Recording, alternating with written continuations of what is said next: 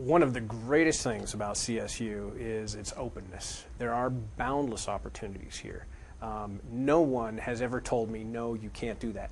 Every single time I propose a project, we've got an old piece of equipment, we could refurbish it and get it up and running and use it for demos. The head of the department, any of the faculty members, they're like, well, that's a great idea, go for it. I've never once been stopped. I've always been encouraged to explore different ideas. I've worked on research projects with Ion Propulsion Laboratory, which is completely separate from my area. Worked on numerous different projects.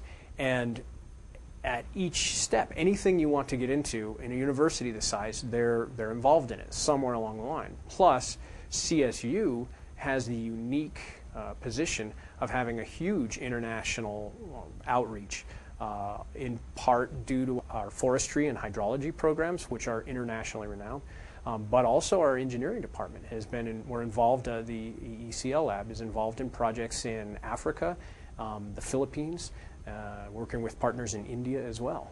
So at every turn, every time there's some project I want to get into, there's always someone here who's interested in it, and there's been nothing but encouragement. The Peaks was able to fund me for all of last summer, which was a great help, as there's no teaching during the summer to cover it. Apart from just the money involvement, there's also been a number of programs that they've introduced me to. There are conferences I'll be presenting at a conference here in about 2 weeks in New Mexico, presenting my research. There's also been a number of small research forums here on campus where the various Peaks AGEP members have presented their research. There was a conference just recently brought to my attention in Alaska, which I went to this summer, which was on using science and technology to the benefit of native communities.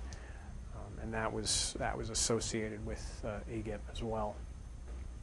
In order to ensure a peaceful future for everyone needs to feel like they have a reasonable opportunity for success. Now, there's no such thing as equality, and you can never force people to have equal abilities or opportunities.